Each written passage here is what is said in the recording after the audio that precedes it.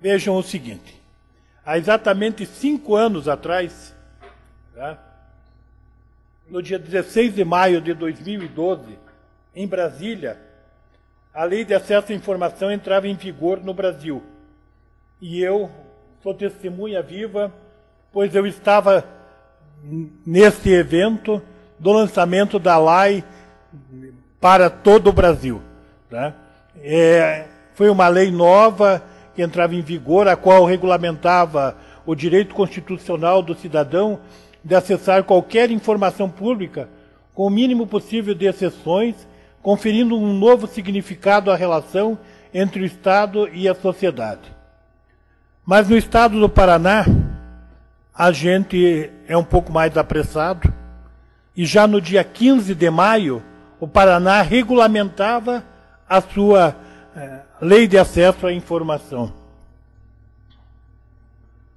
Da onde partiu também a transparência dentro do Estado? Em 2011, o governo federal resolveu criar a Consocial. Consocial foi a primeira Conferência Nacional de Transparência e Controle Social, que foi um marco na vida pública, onde foram debatidos temas de transparência, controle social, fiscalização de gastos, prevenção e combate à corrupção, proporcionando ao cidadão, através do debate, colaborar na identificação dos problemas e no desenvolvimento das soluções inovadoras e criativas para esses temas. O que foi feito no Paraná pela Consocial? Foram feitas 18 conferências municipais ou regionais, onde nessas conferências foram debatidos os temas da Conferência Nacional, foram eleitos delegados nessas conferências e foram eleitas as propostas. Temos aqui o prazer também de contar com a Rome, que participou com a gente ativamente dentro da Consocial, né, que é do Observatório Social do Brasil. Tá?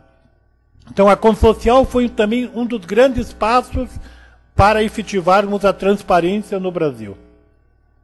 No Paraná e no Brasil.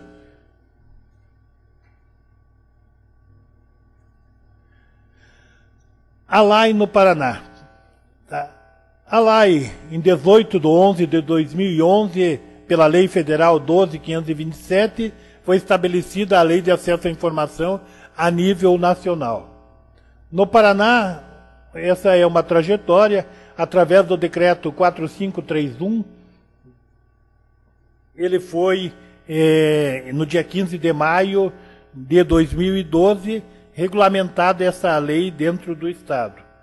Depois foram atualizadas, essa lei foi gradativamente atualizada pelo Decreto 7351, de 21/2/2013, pelo 8020, de 16/4/2013. O governo federal regulamentou a sua lei através do Decreto 7.724, do dia 16 de maio de 2011, e posteriormente, melhorando mais o nosso decreto, o decreto 10.285 regulamentou dentro do Paraná a Lei de Acesso à Informação.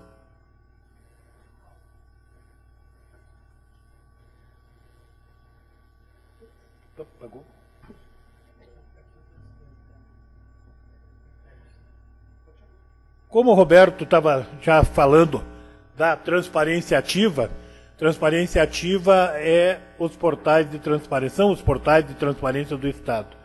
Tá? Vamos passar, Roberto? Veja, por uma determinação legal, através da nossa legislação de 2010, todos os órgãos do Estado devem manter em seus sites um portal da transparência. Aqui eu estou colocando para vocês o da Controladoria. Quem quiser saber todas as informações relativas à transparência da Controladoria, dentro do nosso portal nós temos um link, Transparência da Controladoria Geral, que clicando nesse link, vocês vão encontrar o portal de órgãos e entidades. Eu sei que está bem pequenininho, eu também sou míope, mas daí a gente pode...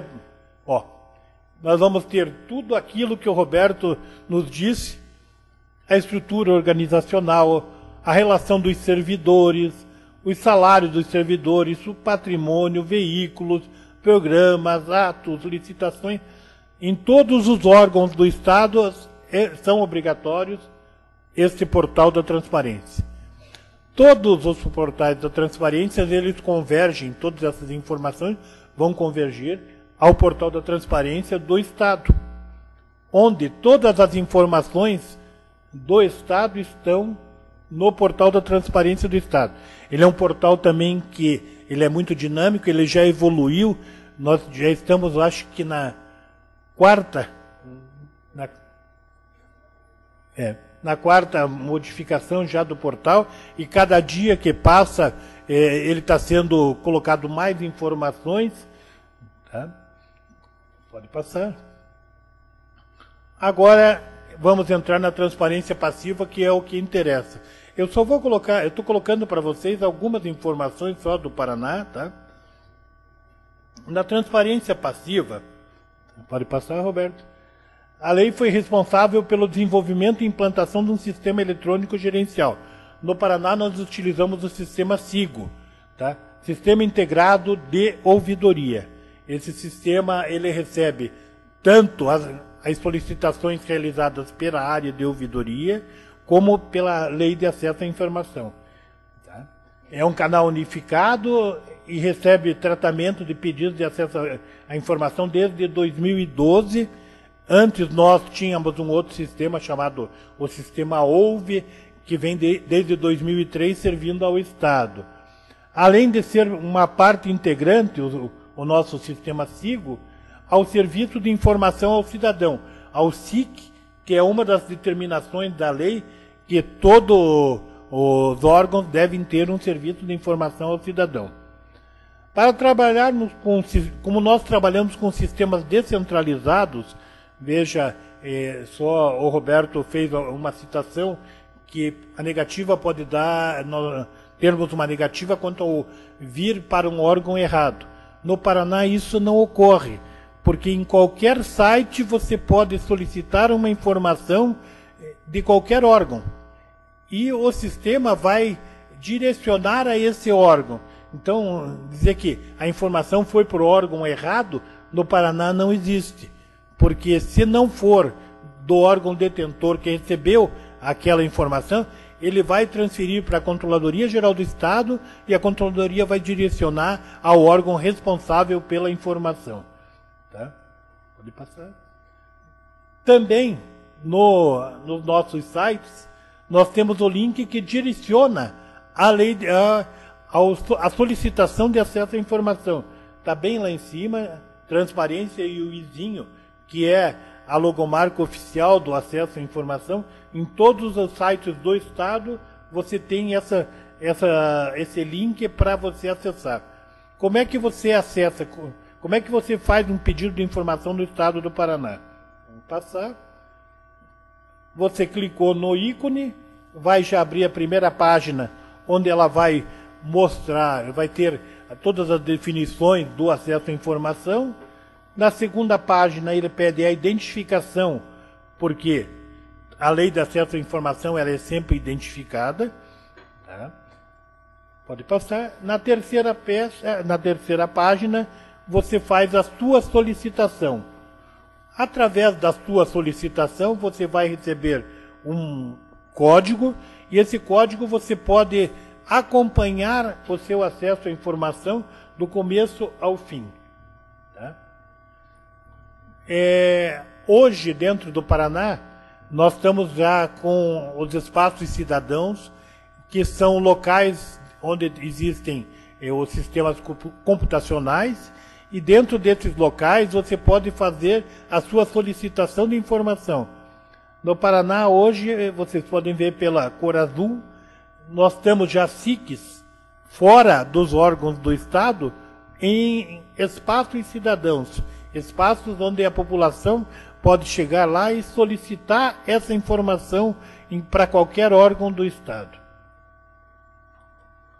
a nossa evolução de ouvidoria e acesso à informação. Vocês vejam que em 2011 tínhamos 12 mil solicitações. 2012 pulamos para 40 mil. O ano passado fechamos em 92.648 solicitações, tanto de ouvidoria como de acesso à informação. Desculpe. E até a data de hoje, temos 30.031 solicitações. A evolução do acesso à informação.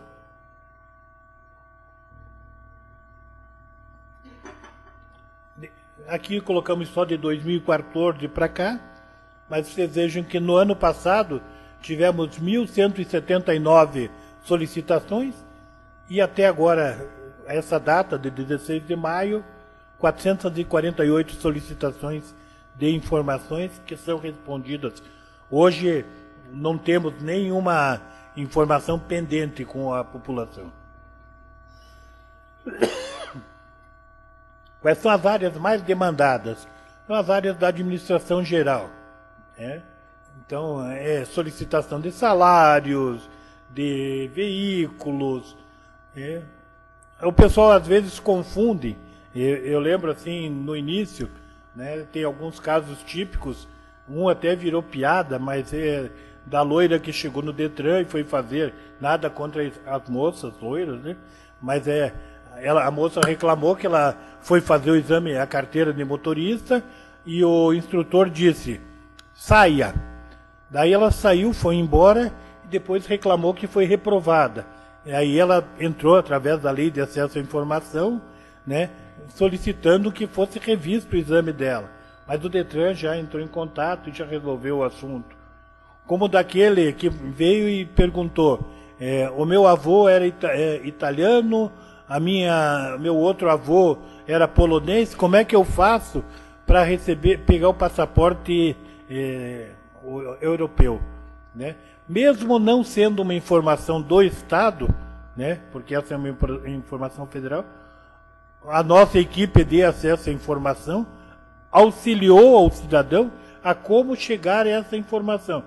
Então, nós temos aqui uma parceria com a CGU, né, que se entrar alguma demanda do Poder Público Federal, não é assim, antigamente em alguns órgãos não nos diz respeito. Não, hoje não. Hoje procure a Controladoria Geral da União no seu site e tal, ou tem um link. Então, e é a mesma postura que tem a CGU em relação ao Estado do Paraná.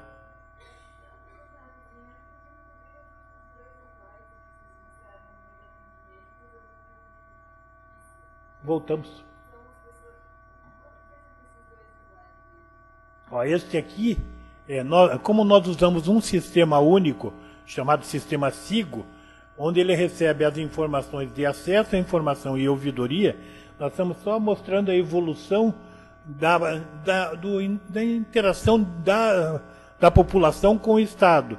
Você veja que em 2011, 12 mil requerimentos de ouvidoria entraram dentro do Estado.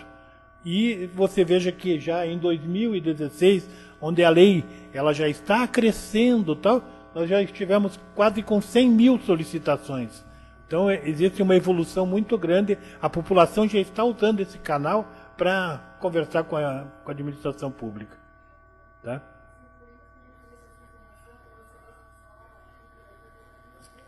Isto, o só de acesso à informação é este aqui. Tá? Outra coisa, se veja o seguinte, o acesso à informação no governo do Estado do Paraná, ele não é só do Estado do Paraná. Nós recebemos demandas do Brasil inteiro e do exterior, solicitando informações do governo do Estado do Paraná. Aqui tem algumas cidades que foram demandadas, né? Você pode ver que Curitiba, São Paulo, Londrina, Brasília, Rio de Janeiro, Belo Horizonte, Porto Alegre, Recife, né? Do exterior, se veja só, nas últimas nós tivemos se não me engano, 15 demandas que vieram do exterior para o governo do Estado. Tá? Vamos passar. Com as demandas de do acesso à informação, o Estado do Paraná pensou, nós temos que colocar mais informações à disposição dos cidadãos. Então nós criamos novas ferramentas de transparência, além dos portais de transparência dos órgãos e do Estado. A gente criou, veja, o governo tem o Porto Digital, que através de um link que vocês entram dentro do site do Porto de Paranaguá, vocês têm todas as informações dos navios que estão atracando ou aguardando para atracarem, as mercadorias que estão sendo embarcadas, o volume de mercadorias, onde estão localizadas as dragas e os rebocadores, tá? Localização das boias de navegação. Também, passando o próximo, quando o governo lançou a campanha da Nota Paraná, né, a Nota Paraná foi um estímulo à arrecadação dos impostos, mas também criou um sistema chamado o menor preço. Vocês podem acessar até no seu smart, né? Eu utilizo muito isso. Quando eu vou ao mercado e pego uma mercadoria, não que eu vá fazer o que ele diz, mas você pega o menor preço e coloca no código de barras, você vai ter a relação dos locais onde aquele produto é vendido e a distância que esses estabelecimentos estão do local onde você está. Então, às vezes, tem mercadoria que até compensa você deixar de comprar num local para comprar em outro local, porque a variação de preço ela é muito grande, tá? E você encontra também os postos de gasolina com os preços dos postos de gasolina. Passando. Era o que eu tinha que contar para vocês do acesso à informação no Paraná, né? Nós estamos à disposição da Controladoria Geral do Estado, que ela fica aqui na Mateus Leme, na frente do Portal do Papa. Estão nossos telefones e os nossos sites. Agradeço a vocês. Muito obrigado.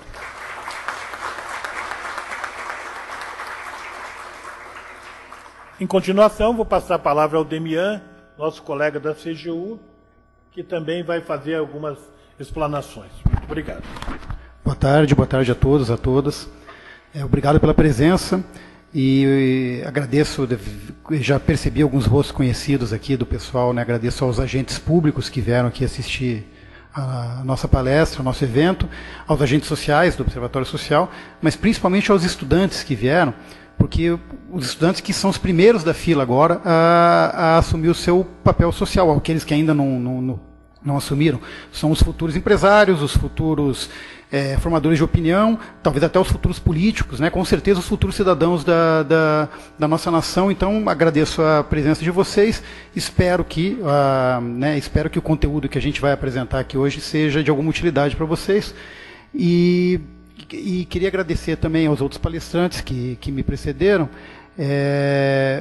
Aliás, agradecer especialmente ao professor Dr. Roberto. Se a gente tivesse combinado, não tinha dado tão certo, porque hoje, normalmente, quando a CGU faz apresentações sobre a Lei de Acesso à Informação, a gente também entra a gente esmiuça o conteúdo da lei. A gente entra numa análise, a gente normalmente dá capacitação para servidores públicos que vão trabalhar com a lei. Então, a gente entra no conteúdo, a gente estuda os artigos, a gente verifica como ela funciona. Mas hoje a gente vai mudar um pouco o foco. A gente não vai trabalhar com o conteúdo, a gente vai trabalhar mais com o contexto da lei, como que ela se relaciona com o restante do arcabouço jurídico, das leis de transparência, dados estatísticos dos 5 anos de vigência da Lei de Acesso à Informação, demografia dos solicitantes. Então, hoje a gente não vai entrar no conteúdo. Aí, felizmente, Então a gente teve alguma oportunidade aqui de ouvir uma análise então de alguma coisa do conteúdo, porque até a Carla da Controladoria do Estado tinha me falado que alguns estudantes aqui não conhecem a lei, não estão tendo um primeiro contato com a lei. Então, se não, né, se viessem só para me ouvir falar aqui, só iam ver estatística, né, porque é o que a gente vai trabalhar hoje.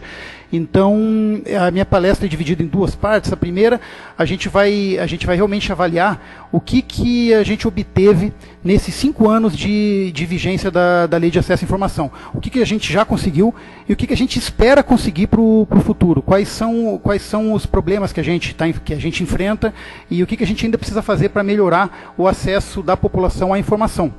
Então a gente vai ver um pouquinho disso aí, e na segunda parte eu quero apresentar daí para vocês os resultados da terceira rodada da Escala Brasil Transparente, que é o nome que a gente dá para a avaliação que a CGU faz da transparência nos demais entes governamentais, que o governo federal já desde até porque foi o autor da lei, né? É uma lei federal, já há muito tempo que a gente já obedece desde o começo à lei. Mas a gente monitora o atendimento da Lei de Acesso à Informação pelos estados, pelos municípios e pelos demais poderes. Então a gente faz uma avaliação e a gente coloca, essa avaliação é dada uma nota, a gente faz um ranqueamento dos municípios e dos estados, e acabou de ser publicada agora, uns 2 ou 3 dias atrás, a terceira rodada dessa avaliação. Eu vou apresentar para vocês aqui alguns dos resultados, né? Deixa eu ver se isso aqui vai funcionar comigo agora. De ponta cabeça? Espera aí, então vamos lá. É por isso, eu estava tentando voltar. Então a gente vamos começar vendo então o que a gente consegue de números, o que a gente tem para lá, salientando sempre que esses números que eu vou apresentar aqui são números referentes ao governo federal, tá? A esfera federal, que é o que a gente consegue, obter, que a CGU toma conta, até porque consolidar os dados de acesso da Lei de Acesso à Informação para estados e municípios hoje ainda é impossível. A gente ainda não tem nenhum mecanismo ainda para conseguir os dados dos municípios para a gente poder consolidar todos eles, né? Cada um deles deve ter o seu próprio controle. Então, em número de pedidos recebidos aí, nós temos 478 mil, quase 479 mil na data de extração dos dados, tá, de pedidos recebidos em todo o governo federal, e 99,16% desses pedidos foram respondidos, tá? Respondidos ou atendidos, 75%, negados é exatamente por uma das razões de sigilo, tá, que o Dr. Roberto mencionou aqui, ou um sigilo advindo de uma outra legislação específica, ou da própria lei, né, ou um pedido negado por pedido de informação pessoal. Né? E pedidos não atendidos não são pedidos negados, são pedidos não atendidos porque ou não existe a informação, ou a informação não é de competência de determinado órgão. Até onde eu saiba, a gente não tem ainda um sistema, como a Controladoria do Estado mencionou aqui, de transferir um pedido de um órgão para outro, de um ministério para outro. Então, normalmente, se é feito um pedido para o INSS, por exemplo, um pedido que quem tem que responder é o Ministério do Trabalho, eles só pedem pelo menos até onde a gente já viu essas respostas, eles pedem para que o solicitante encaminhe o pedido para o Ministério. A gente ainda não tem um sistema unificado para fazer isso. Então, omissão de respostas são aquelas no sistema federal em que o prazo já expirou e a resposta ainda não foi concedida. Ainda bem que é pouco, são 0,37% na data da extração. Essa extração foi feita, a posição até março de 2017. Né? Os pedidos em tramitação, que ainda estão em tramitação, ainda estão no prazo, né? Portanto ainda não foram respondidos, mas estão no prazo 2.284, e o tempo médio de resposta de 14 dias, então a maior parte deles dentro da regulamentação da lei, né? De 20 dias, prorrogáveis por mais 10. 96% dos pedidos foram feitos via ESIC. O ESIC, para quem não está familiarizado com a terminologia, a gente chama de SIC, o Sistema de Informações ao Cidadão. É um sistema que todo órgão público é obrigado a possuir pela lei. Ele tem que fornecer um canal para o cidadão poder solicitar essas informações. Aqui é até bom a gente relembrar um pouquinho essa diferença entre a transparência ativa e a passiva, né? Quando a gente está falando aqui da lei, a lei ela foi a última peça do mosaico jurídico das legislações de transparência, tá? ela é uma lei mais nova, ela tem 5 anos, mas na verdade a transparência ela começa, como já foi lembrado aqui, na Constituição Federal. Né? Em algumas palestras que a gente dá, a gente cita até que a Declaração de Direitos Humanos da ONU já prevê o acesso à informação. A Constituição Federal de 88 ela segue essa orientação, ela também coloca no seu artigo 5º, num dos principais artigos da Constituição que trata dos direitos individuais, obrigado pela cola, eu nunca ia lembrar do inciso 14 e o inciso 23, é isso, né, que tratam do direito ao acesso à informação na Constituição. É óbvio que a Constituição prevê esse direito, mas ela não regulamenta. A regulamentação começou a acontecer pelo menos o primeiro marco principal da transparência é a Lei de Responsabilidade Fiscal, a Lei Complementar 101 de 2000, se não me engano. Essas datas às vezes eu confundo um pouquinho, se eu estiver errado depois vocês me corrigem.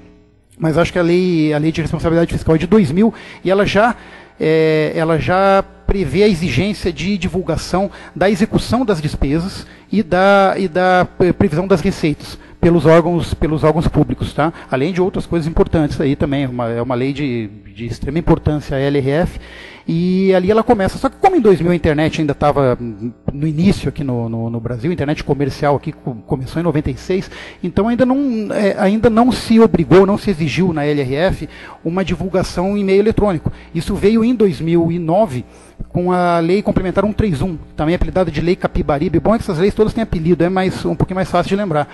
E aí essa lei, a Lei Capibaribe, ela é a primeira lei que exige uma divulgação eletrônica, ela cria os portais, né? Depois ela tem uma outra lei complementar 156, essa já é de dezembro de 2016, que está tentando agora atribui à STN a obrigação não, né? A tarefa de tentar harmonizar, tentar homogeneizar como são feitas essas divulgações para os órgãos federais, né?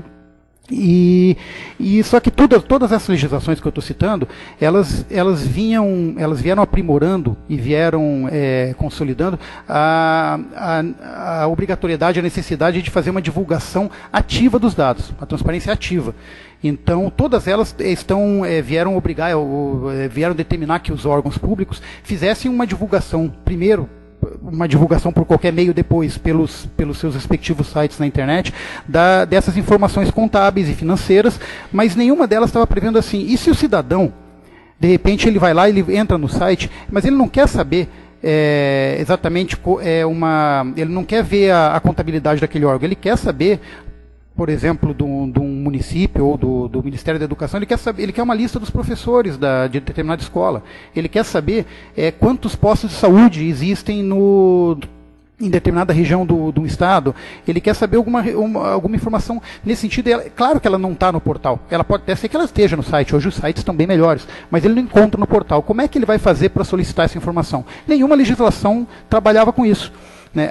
Então a Lei de Acesso à Informação, quando ela apareceu, ela veio preencher essa lacuna, suprir essa lacuna na legislação que não permitia ao cidadão solicitar uma informação que ele não encontrasse diretamente. E é claro, é uma legislação muito boa, baseada, ela foi estudada e baseada durante muito tempo e baseada nas legislações mais bem-sucedidas de outros países que já estavam mais avançados. Então, ela realmente vem determinar como pode ser decretado sigilo de informações, as informações que têm que ser sigilosas, como é a responsabilização dos entes. Então, ela é uma lei, como legislação, ela é uma lei muito boa. Né? Ela é uma lei bastante completa. O problema que a gente encontra na lei mesmo é a falta de cumprimento por alguns entes públicos, especialmente os municípios, né? A gente vai ver isso daqui a pouco. Mas então, quando, por exemplo, eu estou falando desse ESIC, eu estou falando desse sistema de informações ao cidadão que é previsto na Lei de Acesso à Informação. É a transparência passiva. É onde o cidadão vai para pedir a sua informação. Todos os municípios com população superior a 10 mil habitantes são obrigados, além de ter o SIC físico, que é obrigado, todo mundo é obrigatório obrigado a ter um servidor, todo ente público é obrigado a ter um servidor, pelo menos, ou um departamento, quando é um órgão maior, para atender pessoalmente, presencialmente os cidadãos. Mas os municípios com mais de 10 mil habitantes são obrigados a ter na internet também o ESIC, o Sistema Eletrônico de Informações ao Cidadão. Então, 96% dos pedidos para o governo federal foram feitos via ESIC. E portanto, ainda existe 4% de pessoas que foram presencialmente fazer. Por isso é importante sempre ter o SIC físico, que a gente chama também. 318 órgãos e entidades do Poder Executivo Federal cadastrados no ESIC.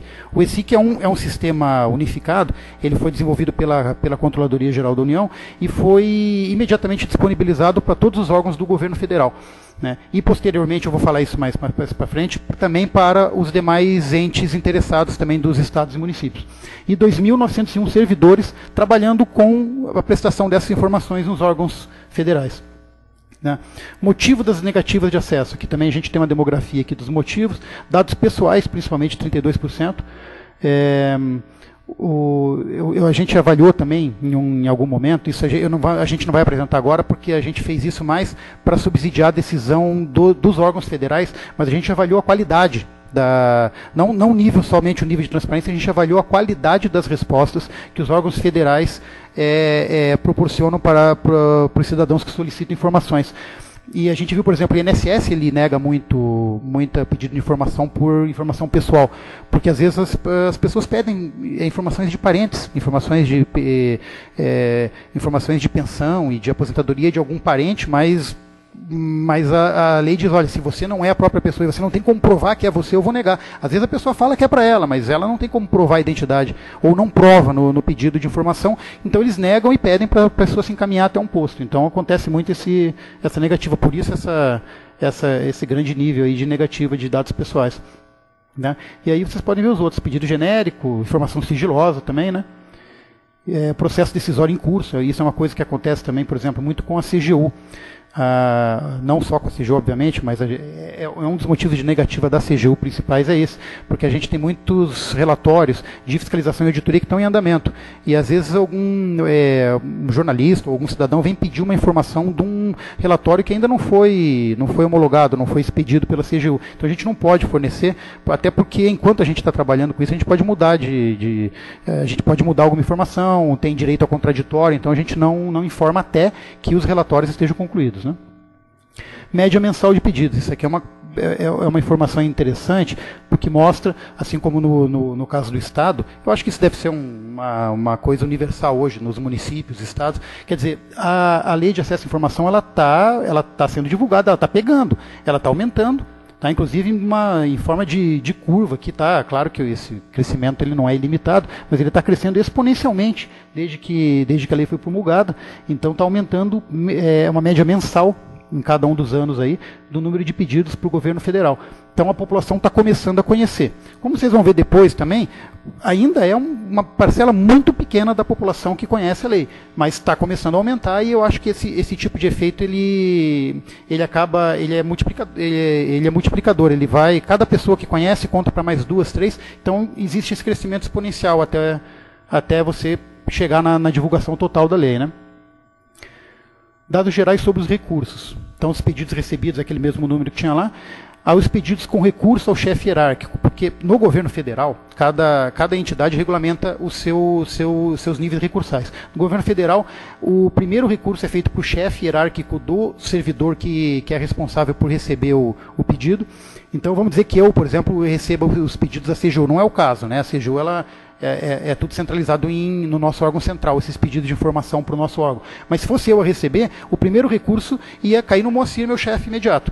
Se ele avaliasse o pedido e corroborasse a minha decisão de não fornecer uma informação, depois o recurso iria para a autoridade máxima, que no caso da controladoria seria o ministro, aí depois vai para a CGU, eu estou usando um exemplo ruim aqui, porque daí a CGU já é o próprio órgão, e por último ele vai para a CMRI, que é a Comissão Mista de Reavaliação de Informações, que é um colegiado que decide em última instância sobre esses pedidos. Né?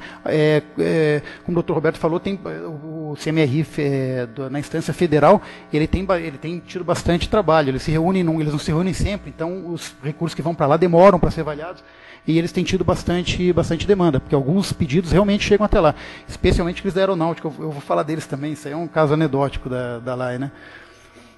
Então, os 10 órgãos mais demandados, Tá, então, Ministério da Fazenda, possivelmente com relação aos impostos, eu acredito. INSS, como eu já disse para vocês, muita demanda no INSS.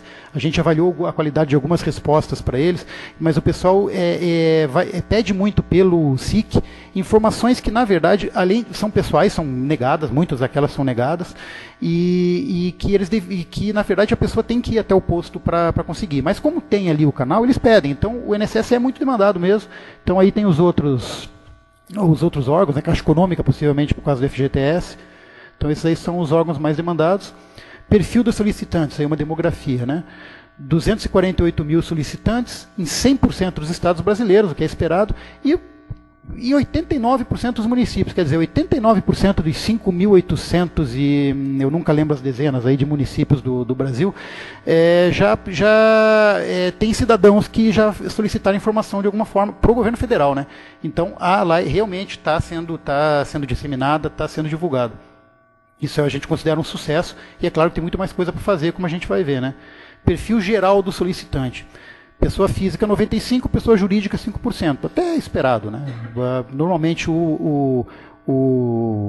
utilização da lei se dá mais por pessoas físicas mesmo, interessadas em alguma informação. Aí dividido por gênero, 55% homens, 39% feminino e 6% não informado e outros. Outros eu deixo a imaginação de cada um, o que seria o outros, além do masculino e feminino, mas enfim, a pessoa está ali, possivelmente é não informado mesmo, né? Faixa etária dos solicitantes, eu acho até que isso aí é o esperado mesmo, né? Até 20 anos, possivelmente estudantes, é a menor faixa demográfica, quer dizer, muito pouca gente. Depois começa a crescer até a faixa maior, de 31 para 40, que são, né, a população, acho que economicamente mais ativa, e depois mais de 60 anos com bastante presença também, 12,13% aí do pessoal interessado pedindo informações. Escolaridade, então o ensino superior está também esperado, porque na primeira, o primeiro extrato social das pessoas que têm contato com a lei de acesso à informação, obviamente, são as pessoas com ensino superior. Isso tende a ser assim, né, na divulgação de uma lei, de um direito, e isso aí depois vai se propagando para as demais faixas de escolaridade. Então a gente vê aí um predomínio do ensino superior, e inclusive 1% sem instrução formal, pessoas que não têm estudo. 1% das pessoas que pedem informação são pessoas que não têm estudo, mas que de alguma forma conseguiram saber da lei ou deram de cara com acesso à informação em algum site e acabaram podendo exercer o seu direito. Então, quer dizer, a ideia é essa, é universalizar o alcance da lei para todo mundo, para toda a população, né? Profissão do solicitante.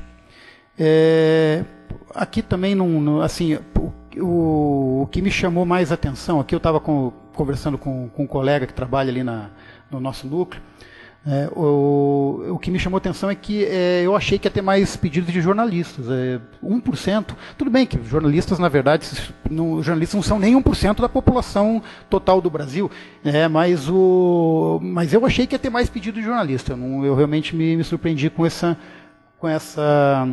baixa porcentagem, mas aí temos aí divisão temos até membros de ONG internacional, quer dizer, tem de tudo aí nessas profissões, né? Impactos da lei na administração pública. Então, como a execução da lei nesses 5 anos, como a existência da lei impactou na administração, especialmente do ponto de vista do controle interno, né? Então, eu acho que colocaram a minha apresentação errada. Tem alguém que possa trocar ali no computador? Colocar a minha versão anterior e está faltando alguns slides. Você tem como colocar a versão mais nova? Ela está na área de trabalho, porque eu me lembro que eu coloquei algumas informações ali que não era para ir direto. Essa é a minha versão antes de eu modificar ela ainda. Eu acho que está direto na área de trabalho. Isso, eu acho que... Vamos ver se... Não. Será que é essa aí?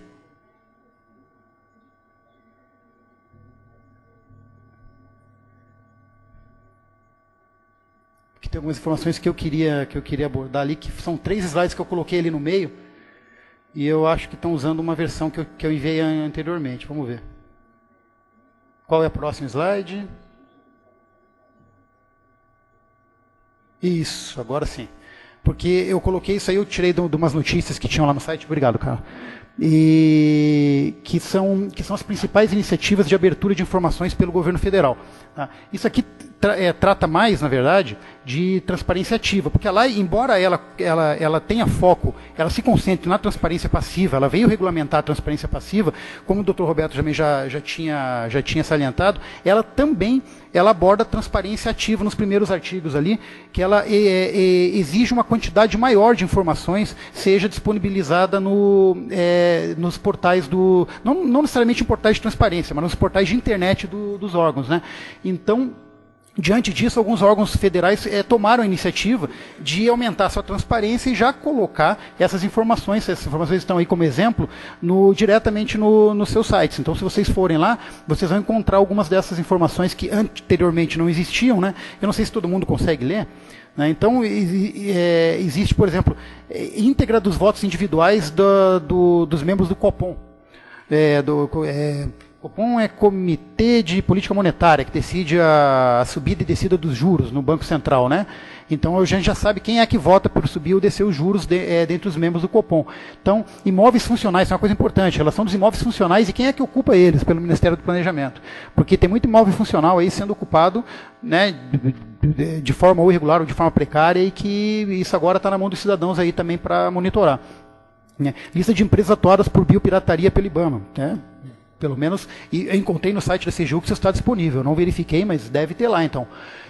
Registro de voos de autoridades pela FAB, né, que isso é uma coisa também que isso aí, muito se falou até um tempo atrás, e isso aí deve ter mesmo, porque logo que eles colocaram isso aí, começou a estourar esses escândalos aí de uso indevido de aviões da FAB por políticos. Possivelmente, na hora que essa informação se tornou transparente, os jornalistas caíram em cima e aproveitaram para divulgar, né?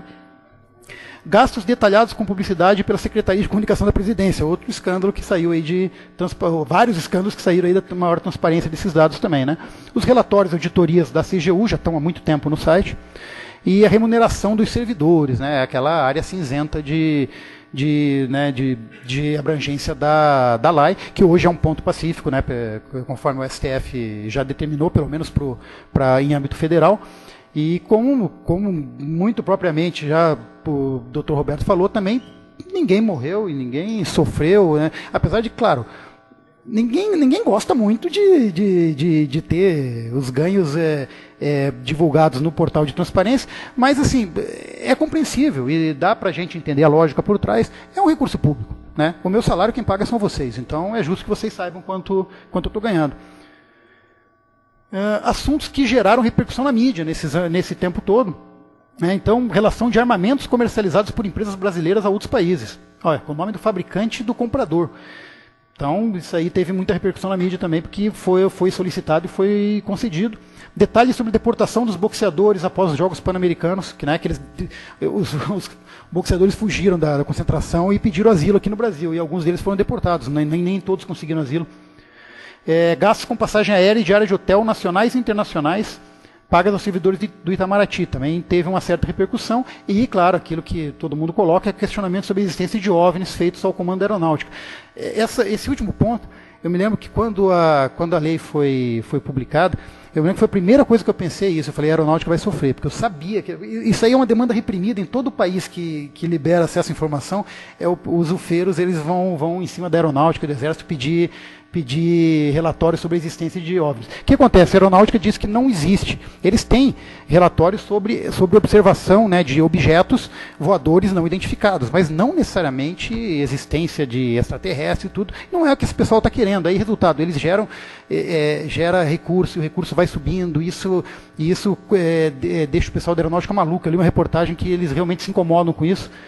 Eu imagino que na aeronáutica, eu acho que soldado indisciplinado na aeronáutica não vai descascar batata igual no exército. Eles ficam uma semana no ESIC lá respondendo, né, que deve ser a punição para eles, porque realmente deve incomodar.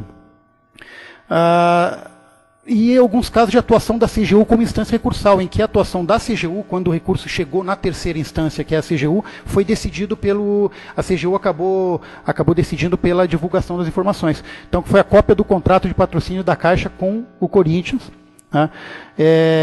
Documentos sobre vigilância de movimentos raciais na ditadura, Isso aí eu até entrei no site da CGU, tem um link para todos esses, para as notícias sobre notícias no próprio site da CGU sobre essas atuações da controladoria, e é bem interessante esse dos movimentos raciais, porque daí, depois de insistência, eles acabaram abrindo os arquivos e mostrando que realmente o governo militar ele monitorava esses movimentos raciais que estavam começando a nascer naquela época, né?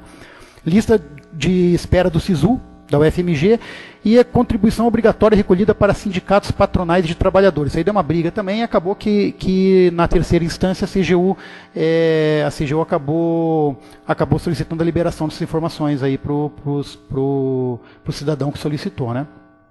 Então aqui, na verdade, agora são colagens aí de matérias, né? Aqui a questão dos salários, né? Então a gente, no valor econômico, que data que foi isso? Foi em 2012 ainda, né? Faz tempo já. Aqui mais uma citando a Lei de Acesso à Informação. Tá? Então aí, a denúncia de que os funcionários levavam uma vida incompatível com o salário pago pelo governo. Então, na verdade, a pessoa fez quase uma sindicância patrimonial em cima da pessoa, de acordo, sabendo o salário dela pela Lei de Acesso. Então são coisas que... esse caso que todo mundo já falou, eu também não posso deixar de falar, porque eu acho que é o caso mais emblemático até hoje do resultado positivo que pode ter a Lei de Acesso à Informação, né? E novamente em Curitiba, né? Curitiba está sempre no centro aí dos últimos acontecimentos políticos. Então foi a estudante da UFPR que detectou o desvio das bolsas que causou aquele escândalo que todo mundo já sabe, né? Das bolsas de pesquisa que estavam sendo desviadas, né?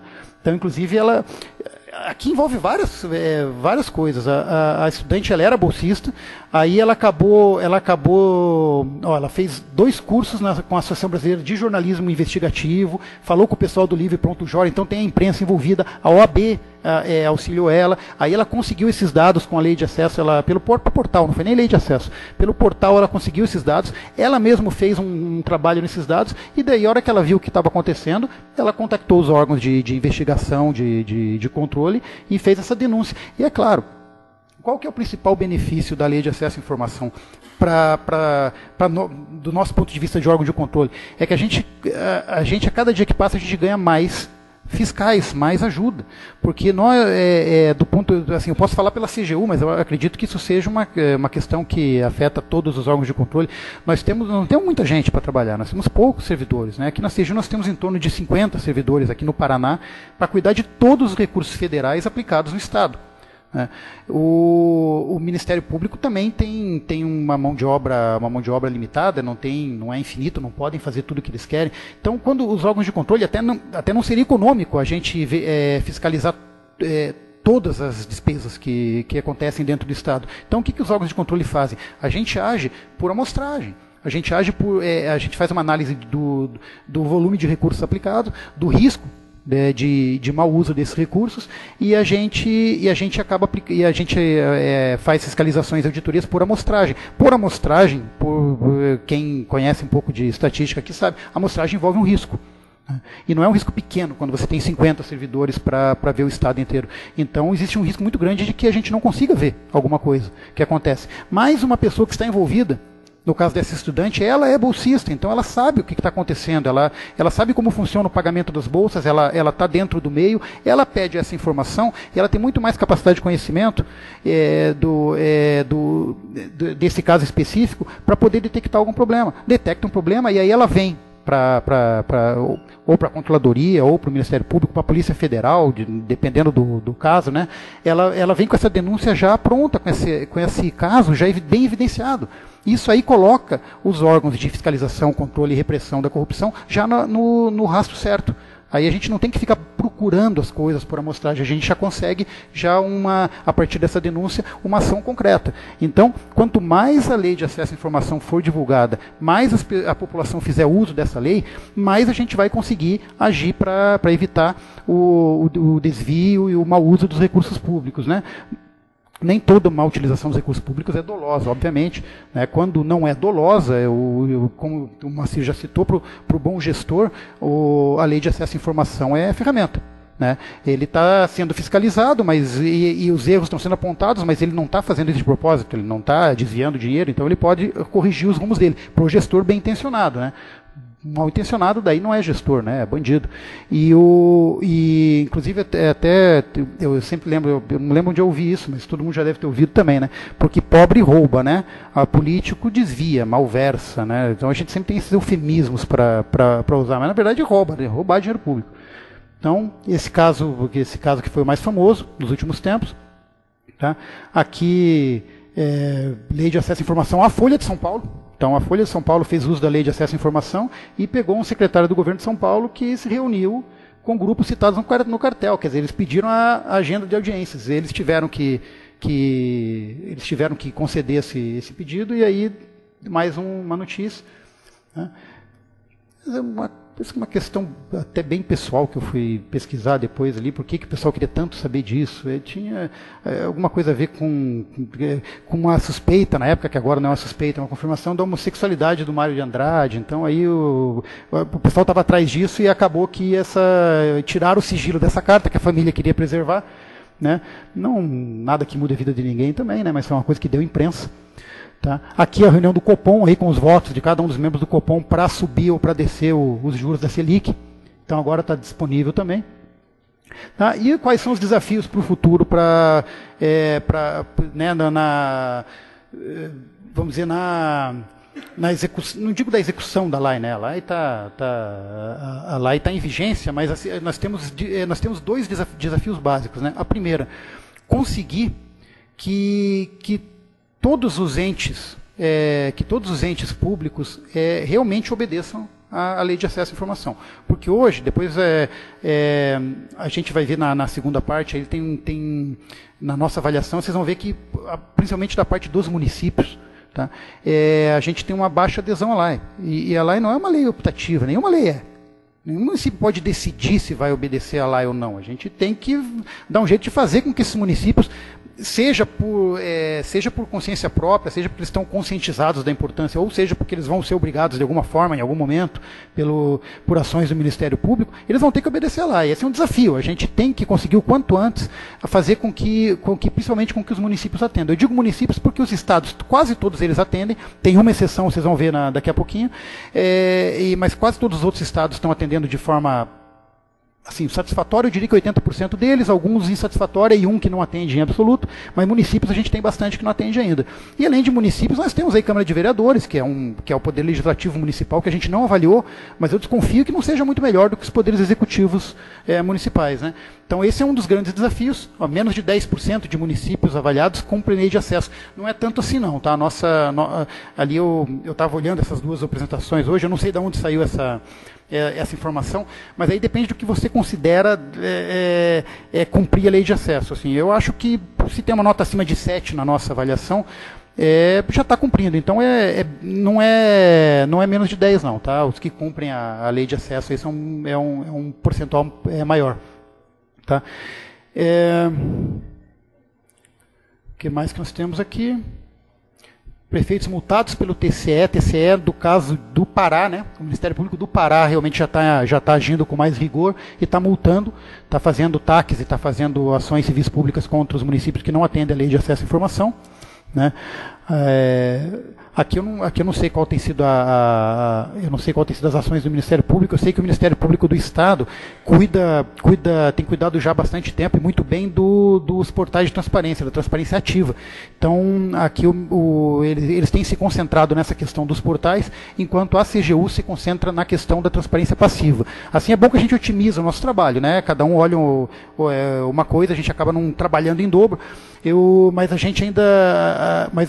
provavelmente a gente vai começar, em algum momento o Ministério Público vai começar a chamar a atenção dos municípios também para a transparência passiva, e a gente está juntando bastante dessas informações para poder subsidiar a ação deles no futuro, em breve, né? Então a gente tem mais aqui, preciso promover a cultura dos dados abertos. Claro, esse é o segundo desafio. O primeiro é fazer todo mundo cumprir, e o segundo é fazer todo mundo conhecer. Todo mundo que eu digo aí é a população agora. Então a gente quer que toda a população conheça a Lei de Acesso à Informação.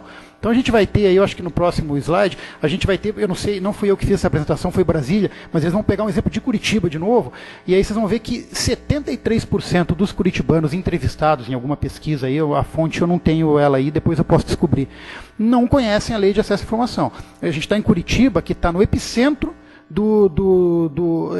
da agitação política moderna, dos escândalos políticos, quer dizer, não dá para dizer, ou dá para afirmar, talvez até com alguma segurança, que o curitibano hoje talvez seja, por divisões geográficas, aí, talvez o morador de cidade grande aí que mais esteja envolvido com política, até por causa do que está acontecendo aí, e no entanto 73% dos cidadãos de Curitiba desconhecem a Lei de Acesso à Informação. É uma porcentagem muito alta.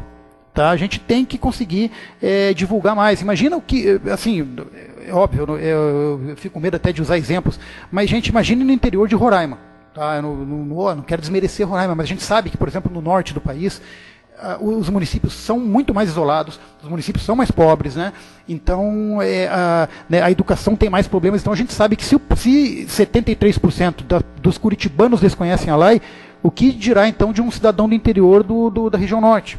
Que vive praticamente isolado. Então, é um desafio muito grande divulgar a LAI para o maior número possível de pessoas. Quanto mais pessoas conhecerem a LAI, mais pessoas utilizarem a LAI, mais a gente vai conseguir cercar o mau uso do dinheiro público. A gente vai conseguir mais gente para ajudar, mais gente para pesquisar, para analisar informações e depois até alimentar os órgãos de controle para a gente poder fazer alguma coisa.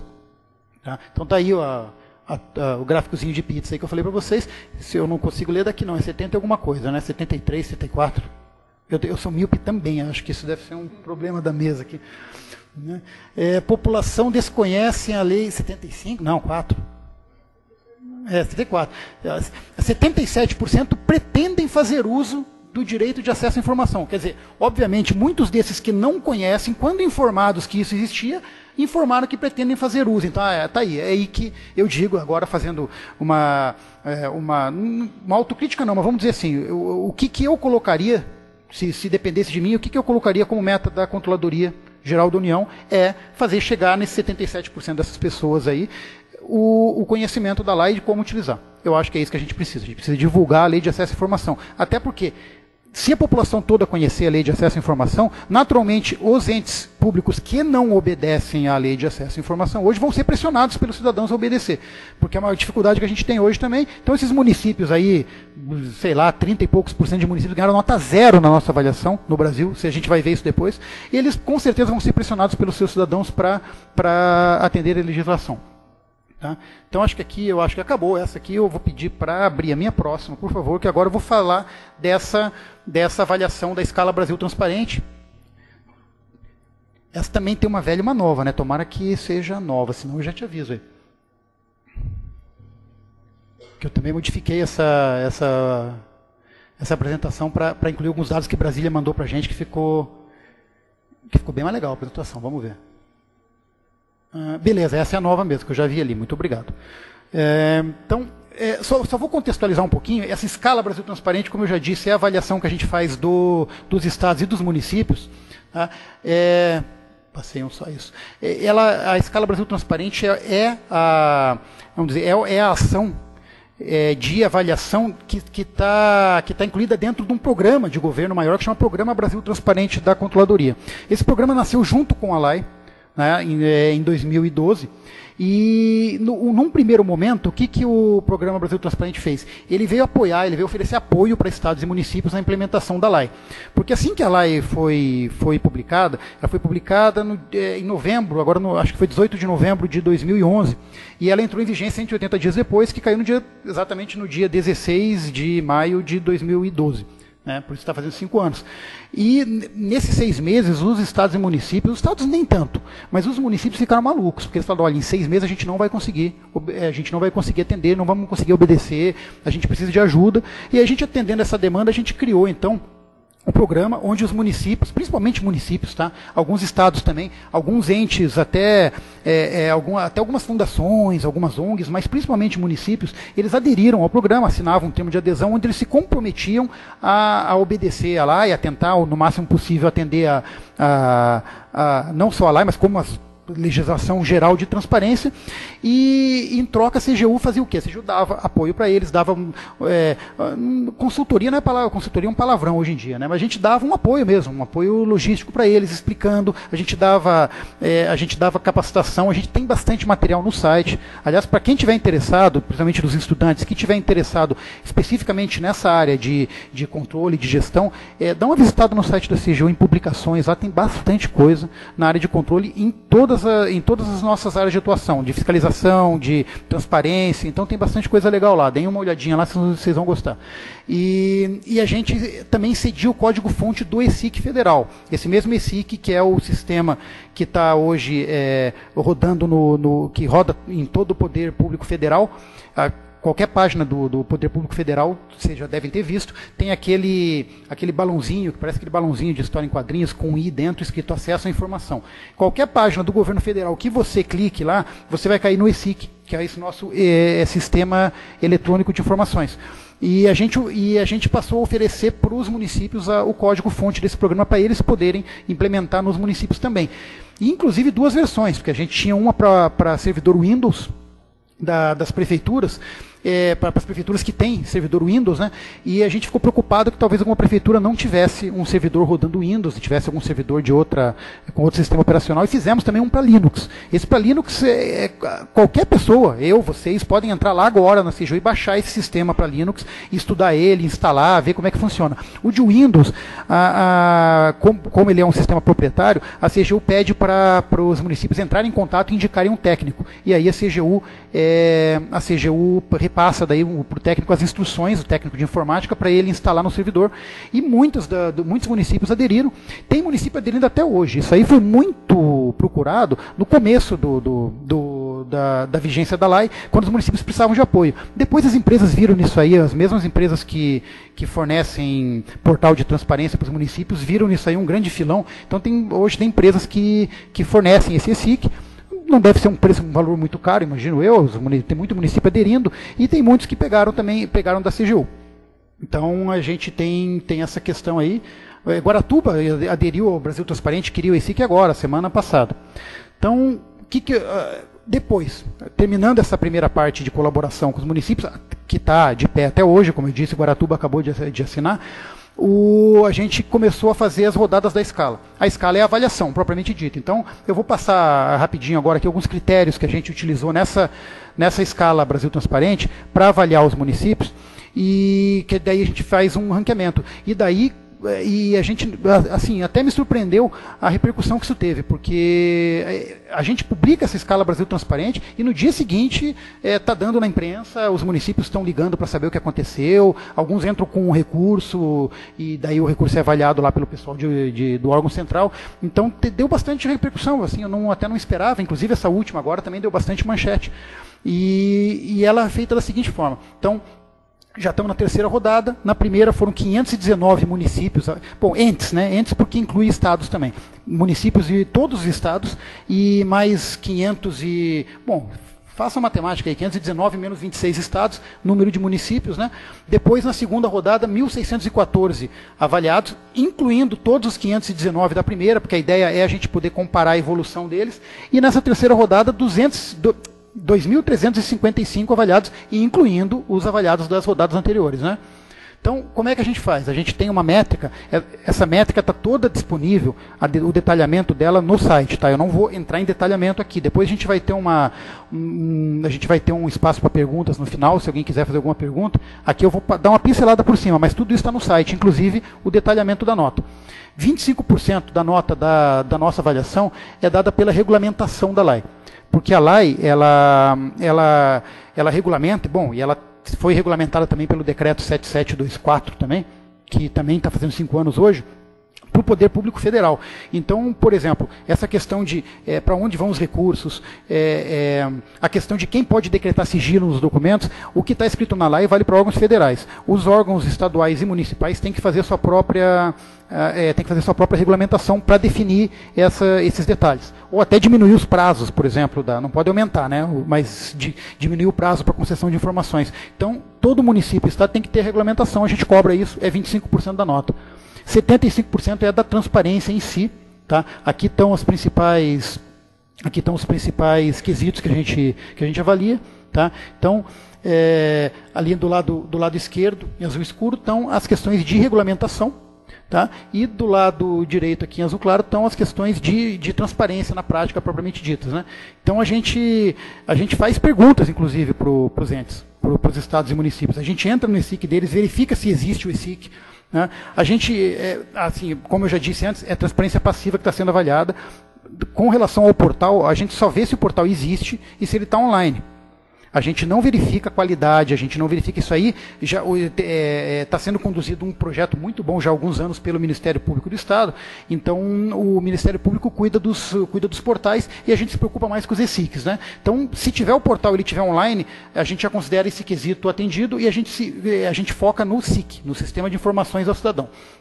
Então, e a gente envia 4 perguntas, tá? Essas 4 perguntas, na última rodada, foram essas perguntas, tá? Para o município e para o Estado, a gente envia uma pergunta para a área de saúde, uma de educação, uma de assistência e uma sobre a regulamentação, que vai para o gabinete do prefeito ou do governador, normalmente, tá? E a gente envia essa pergunta, claro, a gente cria e-mails, né? Ninguém vai mandar uma pergunta com demian.bertozzi@cgu.gov.br. Acabou a avaliação ali, porque o cara vai ver que a pergunta veio da CGU e vai responder, né, com açúcar em cima, não tem jeito. Então a gente cria e-mails de e-mail e manda para os entes e fica esperando a resposta, para ver se a resposta vem no prazo, se ela responde exatamente, né, ao que foi perguntado. Então a gente faz essa avaliação.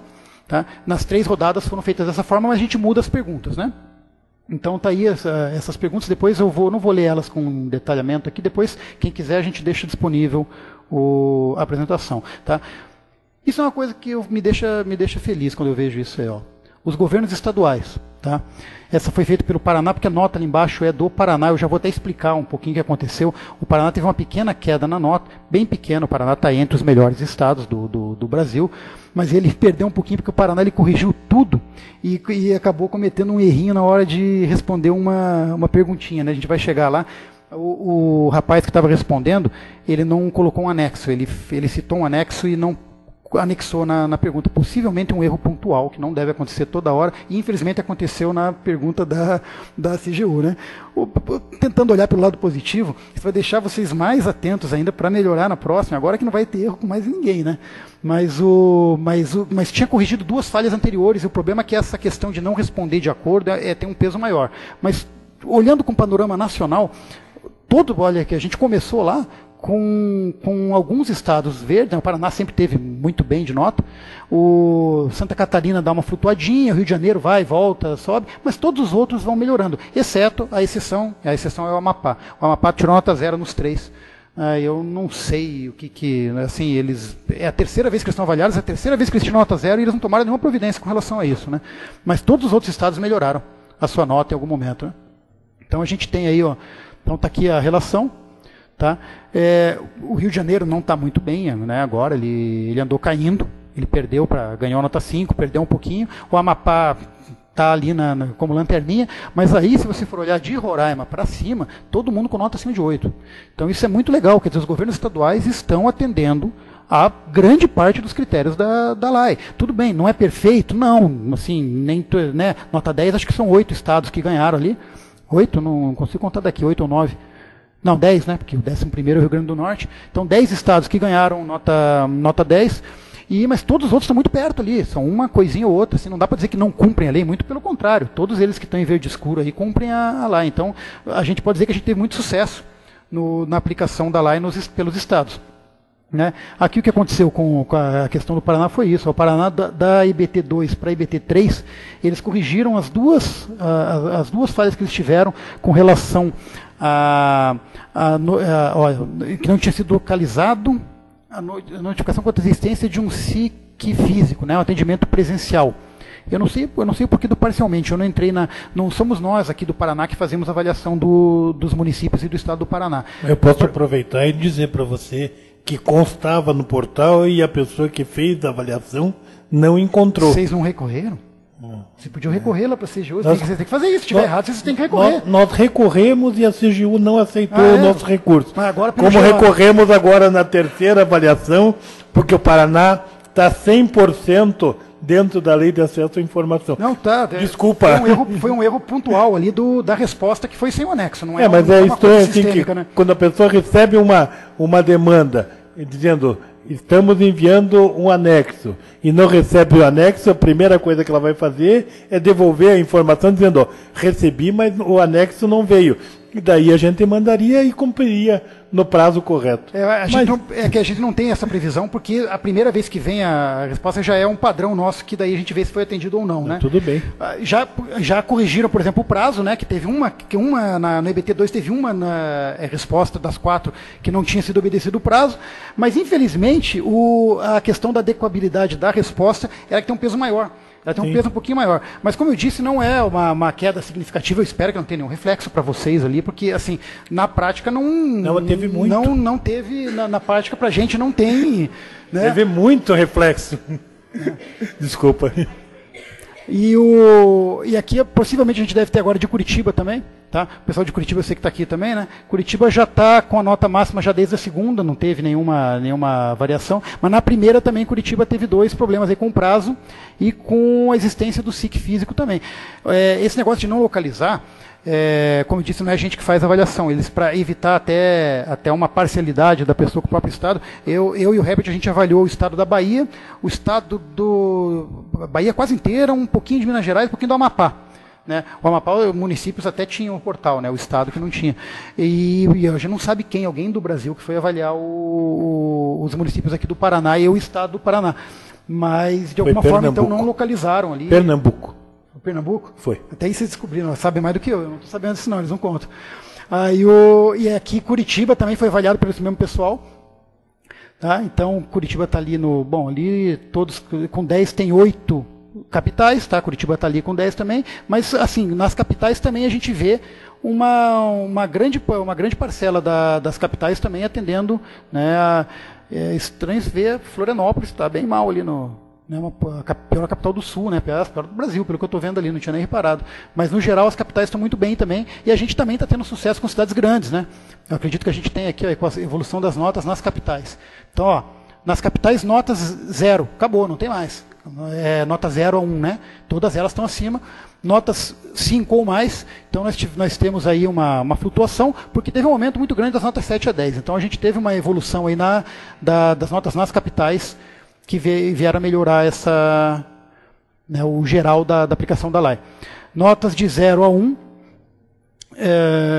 para os municípios em geral, então aí continua bastante. Então, lá quando dizem que menos de 10% dos municípios aplicam a lei, não é bem verdade. Assim, eu posso dizer que hoje 21% dos municípios não aplicam a lei de forma alguma, que são esses 21 que têm nota 0.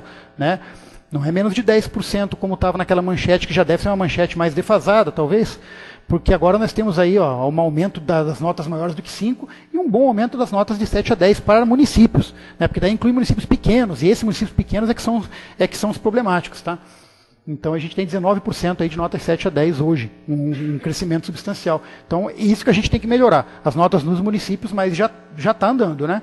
A evolução dos municípios por região, tá? Região Sul é que teve o menor aumento, porque já estava melhor. Né? Então se você já está melhor, você tem menos coisa para melhorar. O desempenho dos municípios por tamanho, então aí nós temos também aí por tamanho, a gente vê que tem um desempenho melhor nos municípios pequenos e nos municípios grandes, e nos municípios médios aí tem um desempenho intermediário. Tudo isso aí vocês encontram em algum momento no site da CGU hoje, está disponível, tá? O impacto das avaliações nos municípios, então que seria a melhora ou a piora dos problemas ou das características que a gente encontrou. Né? Então o canal eletrônico já está disponibilizado com grande parte dele, já aumentou, tá? E responderam a todas as perguntas, só 8% já dobrou a porcentagem. Tá? Então as conclusões aqui da nossa terceira rodada da Escala Brasil Transparente, bem como da primeira e da segunda, foi que a grande maioria dos estados evoluiu. Tá, isso aí é o que a gente estava falando. Dos estados mesmo foi uma evolução muito grande, estão quase todos no verde ali. Né? E o percentual com municípios de nota 0 caiu bastante, 52 para 21. Né?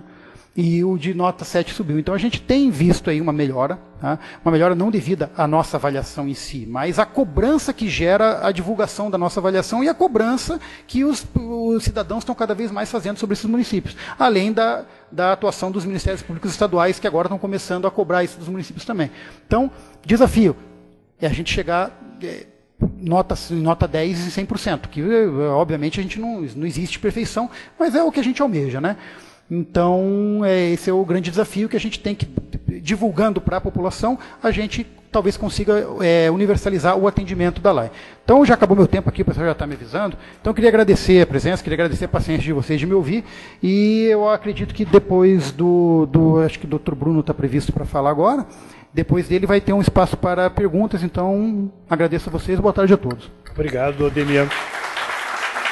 Convidamos o Dr. Bruno Galati, procurador do Estado, para fazer a sua apresentação sobre a transparência dos municípios no Paraná.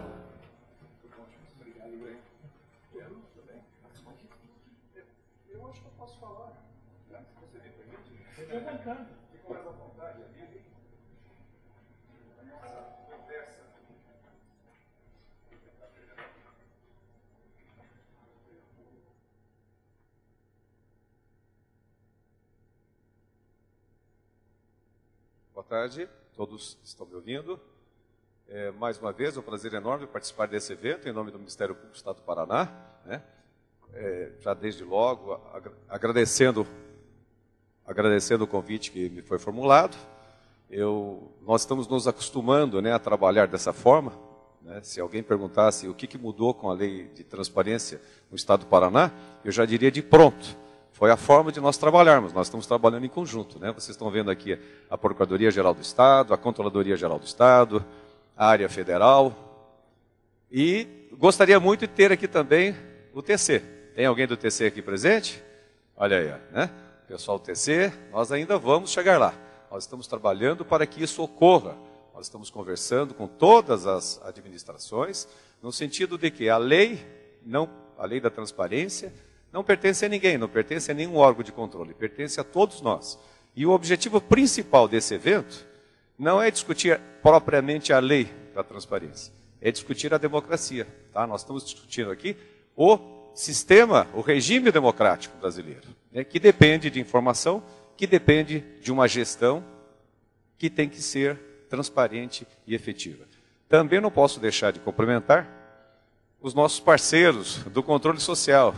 Estou vendo aqui, né, a nossa amiga, representante do Observatório Social, nossa parceira. Me ajuda? Rony, não pode. Rony, estive com você semana passada, Rony. Falamos no evento e agora não me lembrava do seu nome, mas não há de ser nada. Isso faz parte, quem me conhece sabe que a idade já está prejudicando os neurônios, né? Eu gostaria então de saudar também os alunos da Universidade Positivo, que são nossos parceiros nesse evento, né? E esse evento também tem o objetivo de falar com os alunos. Vocês viram aqui, nos dados que o Damião apresentou, que 1,79, é isso, Damião? Me corrija, de pessoas até 20 anos que usam a LAI para obter informações. O que significa? Que esse público jovem, né, os futuros dirigentes do país, os gestores públicos, os jornalistas, os promotores, os juízes do futuro, os engenheiros, saem da universidade sem saber que existe uma legislação como essa. Lá pelos 30 anos, né, mais maduros, já profissionais, aí que começam a fazer uso da lei de acesso à informação. Só que esse cidadão vota desde os 16. Esse cidadão está votando. E me parece que só tem 2 países do mundo que com 16 anos você vota, né? Brasil e mais um agora que eu não me lembro também. Mas só 2. Agora, se com 16 anos você vota, você elege um prefeito, elege um governador, elege um presidente da República, como é que você pode sair da escola sem ter essa informação de cidadania? Então, nessa prestação de contas que eu faço como membro do Ministério Público, nessa tarde gostosa de Curitiba, é para dizer que o projeto do Ministério Público, Paulo, por gentileza, o Paulo pertence ao núcleo, isso, essa página mesmo, Paulo, trabalha no núcleo de inteligência do Ministério Público, que está me assessorando. Quando nós iniciamos esse projeto, nós fizemos então parcerias com alguns órgãos. Fizemos parceria com a Celepar, fizemos parceria com o TC, fizemos parceria com outros órgãos e assumimos um compromisso de desenvolvê-lo. Todas as etapas do projeto estão aqui na página do MP estadual. Tá? Aqui tem o passo a passo do que nós fizemos. O que foi feito?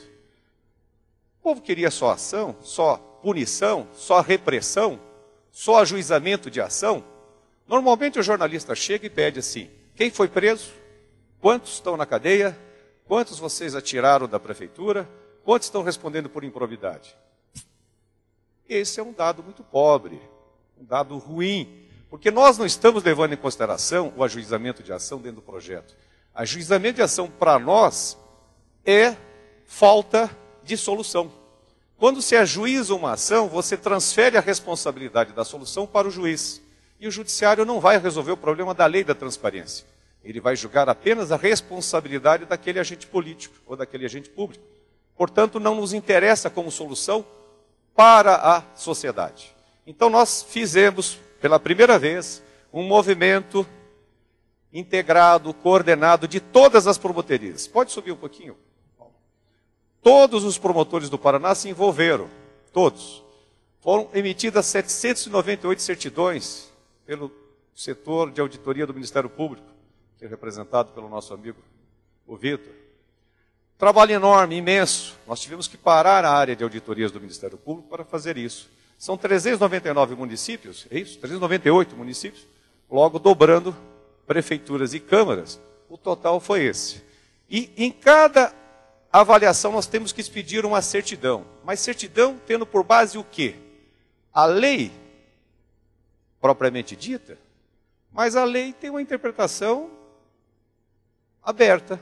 Eu entendo de um jeito, outro entende de outro jeito, o promotor, meu amigo, vai entender diferente, o juiz vai entender de uma forma, o TC entende de uma forma, o MPF entende de uma forma, o ENCLA entende de outra forma, a Gazeta do Povo entende de outra forma, a OAB entende de outra forma. Quem mais? Quem mais faz avaliações por aí de portais? Podem sugerir. Então, como é que nós vamos fazer a avaliação desses portais? Então, o problema já começava por aí. Nós precisamos fixar alguns requisitos para podermos fazer verificações permanentes, constantes, de médio e longo prazo. Não era a campanha da fraternidade, né? Esse ano, portal de transparência. O ano que vem, acabou. Não vamos mais falar de portais de transparência. E nós estamos falando de um país que tradicionalmente cumpre a lei, não é verdade? Todos nós sabemos, né? Até achei interessante trazer aqui, nós temos um índice de percepção de cumprimento da lei no país. Não sei se vocês sabem que existe esse índice, é da Fundação Getúlio Vargas, de 2015. Dê uma olhadinha nesse índice, muito interessante. Então, segundo esse índice de percepção de cumprimento de lei no país, para 80% da população, é fácil desobedecer a lei no Brasil. 80%. Para 80% da população, sempre que possível, as pessoas escolhem dar um jeitinho ao invés de seguir a lei. 80% respondeu isso. E para 54%, existem poucas razões para uma pessoa seguir a lei no Brasil. São dados de 2015 de uma fundação baseada numa metodologia americana e que eu achei muito interessante. Pois bem, então num país como o nosso, que cumpre tradicionalmente a lei, como é que se espera atingir esse objetivo? De disponibilizar uma lei que, para técnicos, ela apresenta problemas técnicos. Agora há pouco nós tivemos aqui um embate, 2 técnicos, na formulação de uma pesquisa. Não é verdade? Então, se um fosse o juiz ou fosse o promotor, como é que nós resolveríamos essa questão? Entende? Então, veja bem, diante de um quadro como esse, nós paramos e vamos fazer um envolvimento diferente em relação a isso. O que nós precisamos é traduzir para a população as informações públicas de tal forma que o cidadão comum possa se utilizar. Não o técnico. O meu auditor sabe como fazer isso. O auditor do TC, o funcionário do Tribunal de Contas, ele tem a experiência e a expertise necessária. Mas como nós não estamos falando da lei em si, estamos falando de democracia, essas informações precisam ser apresentadas de forma que todos, a dona de casa, o estudante de qualquer área, possa fazer uma avaliação do que estão fazendo com o dinheiro que é arrecadado. Porque esse resultado é exatamente o resultado de que nós não entendemos como legítimas ações do Estado. Como o cidadão não vê que o Estado age de forma legítima, ele não cumpre a lei. Então nós vamos continuar repetindo centenas de anos de erros em relação à formação da nossa sociedade. E falando que o brasileiro é malandro, que o brasileiro dá jeitinho, que o brasileiro é isso e aquilo. As outras sociedades também passam por isso, ou passaram por isso. Só que elas investiram exatamente lá, na formação e na cultura do povo, para que a lei possa ser cumprida. Aqui a gente investe na lei. Nós editamos leis, leis e leis. Mas nem nos preocupamos em saber se a lei vai ser aplicada. E deixamos por conta. E de vez em quando a gente tem que punir alguém, né? Como diz. A repórter agora há pouco estava aqui e me perguntou, quantas ações vocês entraram? 35. Ah, legal.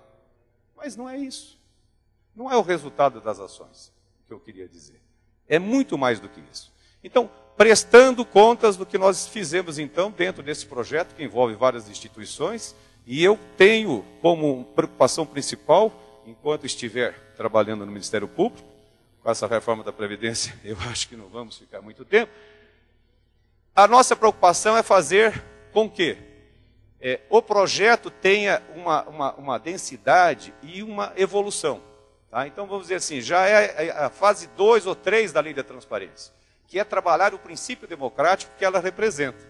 E eu faltei aqui na abertura desse evento, porque nós estávamos exatamente lá na Secretaria de Estado da Ciência e Tecnologia, firmando um convênio com as universidades estaduais, semelhante, na mesma linha do que foi feito com a Universidade Positiva. Então, estiveram aqui 5 reitores das universidades do interior e todos eles demonstraram interesse em interiorizar um processo como este de aproximação das universidades com o Ministério Público, com a Controladoria, quem sabe com o Tribunal de Contas, né? Vamos tentar fazer essa aproximação, num processo de análise exatamente se nós estamos no caminho correto, se as informações que nós estamos apresentando para a sociedade são adequadas. Quando se fala lá de empenho, o cidadão não vai saber o que é empenho. Poucos, os alunos de direito têm dificuldade. Eles chegam aqui e a gente tem que falar o que é o empenho, ele não tem noção de que é o empenho. Às vezes um professor não sabe o que é o empenho. Um professor não sabe como buscar essa informação dentro do portal de transparência. Logo, na formação do cidadão, ele não tem condições de acrescentar nada que o aluno não consiga por conta própria. Então, essa revolução que nós estamos nos propondo a fazer é dar no Estado do Paraná, independentemente do que estejam decidindo em Brasília, gente, eu costumo dizer isso, nós somos uma federação, nós temos que cuidar do nosso Estado. Eu gostaria de cuidar do Brasil como um todo, mas não posso. Quem está no seu município tem que cuidar do seu município, da sua vizinhança, do seu bairro, do seu distrito, de tal forma que ele possa contribuir para a melhoria da sua sociedade, né? Então, o que nós fizemos? Nós fizemos 62,96% termos de ajustamento de condutas na média. Pode subir um pouquinho, Paulo. No Executivo, 62% do Poder Executivo Municipal assinou TACs com o Ministério Público. E no âmbito do Legislativo, 63,7%. Ora, isso foi uma evolução, porque nós não tivemos gasto, nós não tivemos ações, né? Aí vocês vão me perguntar, mas eles se adaptaram? Eles mudaram? Muito bem, daqui a pouco eu vou apresentar os dados das avaliações que foram feitas. Acontece que isso daqui é um dado muito positivo, porque a maioria, né, dos entes municipais já concordam com o Ministério Público do Estado do Paraná em apresentar um conjunto de informações que nem mesmo o TC está pedindo para eles. Que nem mesmo a lei de responsabilidade exige. Eles estão apresentando mais dados, dentro daquele conceito de transparência, do princípio, daquilo que é conveniente, daquilo que é adequado, daquilo que é uma boa prática. Então, esses prefeitos já superaram aquela discussão, eu só cumpro a lei. Não, eu também cumpro as boas práticas, eu observo as boas práticas e vou fazer o possível para incluir essas boas práticas na legislação municipal, porque ele pode fazer isso. Então não é porque a lei da transparência deixou um conceito aberto que eu não posso melhorar aquela situação numa legislação municipal muito mais rigorosa, né? Muito melhor. Então nós estamos evoluindo, nós temos ainda 40% aqui para analisar o que foi que aconteceu. Muitos não precisavam, estavam adequados, e um pequeno número ainda de resistência no cumprimento. Quer porque não tem pessoal, quer porque não tem sistemas adequados, quer porque não tem processos internos que sustentam a lei da transparência. Então, eu falei, a lei da transparência é um mero resultado do quê? Dos processos internos de gestão. Se eles conseguissem resolver, em definitivo, como se faz todas as fases da lei de licitação e institucionalizasse esses processos adequados em sistemas, não teria mais dificuldade nenhuma. Mas aquele velho problema do serviço público, né? Tem um funcionário antigo, responsável, fica doente. Tem um funcionário pouco experiente para substituir o outro. Tem uma funcionária, fica grávida, se afasta, vem um outro funcionário, provisoriamente, como ele está provisório, ele se interessa muito pouco por aquilo, ele copia os modelos do outro e faz um serviço que não tem muita qualidade. E assim vai, e as pessoas vão tocando. De repente, surge lá uma bomba, o prefeito é processado e preso, e ele nem observou que se ele tivesse dado uma capacitação melhor, um treinamento melhor para o seu servidor, aquilo não teria ocorrido. Mas então, essa situação exige um envolvimento muito maior, que é fazer com que esses processos internos possam ser, né, melhorados e implementados de tal forma a atender à lei da transparência. Não porque eu preciso de uma certidão do TC, como normalmente se faz. Eu estou precisando de uma certidão, ordem geral. Todo mundo deixa a casa em ordem, como vai ter visita. Mas no dia seguinte que a certidão é expedida, pronto. Aí você já não alimenta mais o portal, porque eu vou esperar que alguém reclame, que alguém venha pedir informação individual, mas o portal já não está mais alimentado.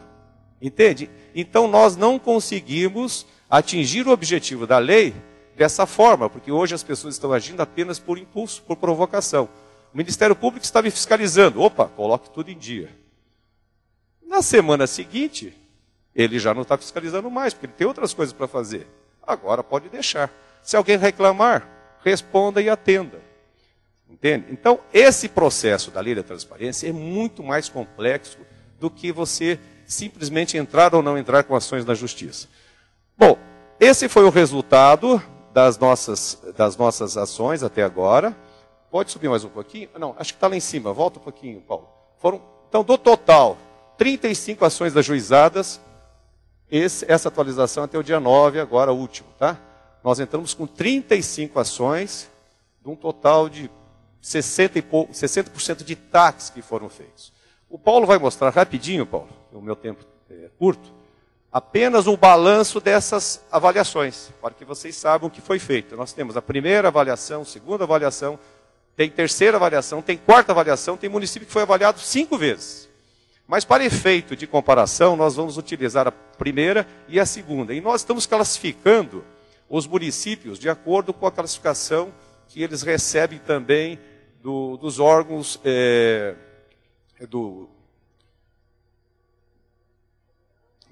aqui do Estado,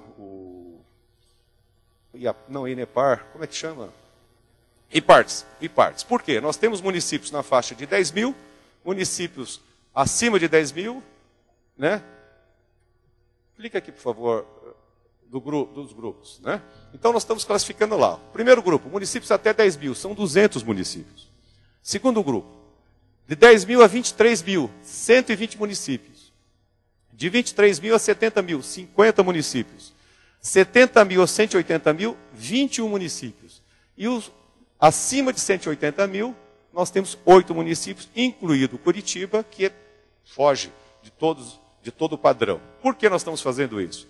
Porque nas avaliações posteriores, nós vamos observar como ele está dentro da sua faixa, dentro do seu grupo, dentro da sua característica. Tá? Então, nós estamos iniciando essa marcação agora, para podermos ter internamente, e nós não estamos divulgando isso, Isso daqui não é para análise deles, mas é para análise nossa, apesar que se o município quiser saber como nós estamos classificando, eu forneço. Mas a intenção nossa é verificar se é possível, né, considerar, por exemplo, a nota ótima de 81 a 100, boa de 61 a 80. Então quem tem 60, 61, é uma nota boa. A sociedade está satisfeita com o portal que atenda a 60% apenas dos dados exigidos pela lei? Talvez não. Dependendo o que está faltando, não. Então a gente vai ter que ver caso a caso. Então isso é apenas um indicativo para efeito de análise. O Paulo vai fazer um resuminho rápido para nós, Paulo, dos resultados.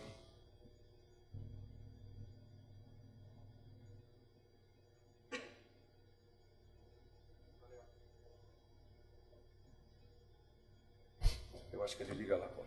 Ele liga lá. Meu nome é Paulo, eu sou estatístico no Núcleo de Inteligência aqui do Ministério Público, né?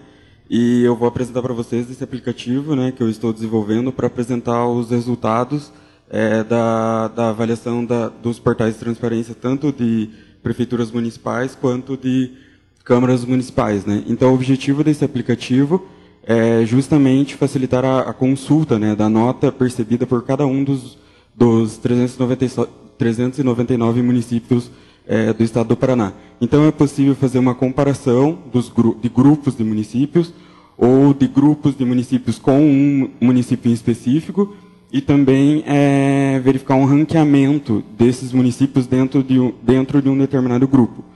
Então, começando pelos portais de transparência de prefeituras municipais, nessa aba Grupos, é possível perceber, né, uma comparação entre as notas médias de cada um dos 5 grupos, conforme o Dr. Bruno explicou, né, em 5 análises realizadas ao longo do tempo. Então, a gente percebe que houve uma melhora entre a primeira nota entre a primeira avaliação e a segunda avaliação, e a partir de então houve um comportamento tanto de acréscimo da nota quanto de decréscimo, porque alguns municípios deixaram de ser avaliados, porque essa avaliação de cada portal é feita manualmente, sabe? Então, nessa primeira avaliação, todos os 399 municípios foram avaliados. Na segunda avaliação, apenas 280, e assim foi decaindo nas próximas avaliações, né? E o grupo 5, que é o grupo em que os municípios possuem uma população mais elevada, foi... Só um minutinho. Foi o que obteve uma maior nota média em relação aos outros grupos, né? Na parte inferior aqui do painel, é possível observar o percentual de municípios, né, para o grupo 5, classificados em 5 faixas distintas, né, de nota. Aqui, 25% dos municípios, né, compreendidos no grupo 5, obtiveram uma nota entre 0 e 20, considerada como péssima, na análise 1.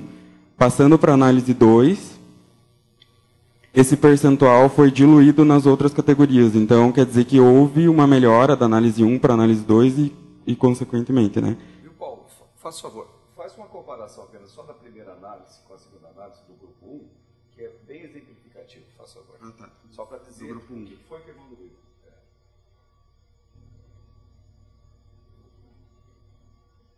O grupo 1... O grupo 1, né, para o grupo 1, 70% dos municípios estavam classificados como péssimos, ou seja, uma nota entre 0 e 20. A partir do momento que foi feita a análise 2, esse percentual de 70% foi diluído entre as outras categorias. Então, na classe péssima, sobraram aproximadamente 10% dos municípios. Deu para perceber? O que vocês percebem?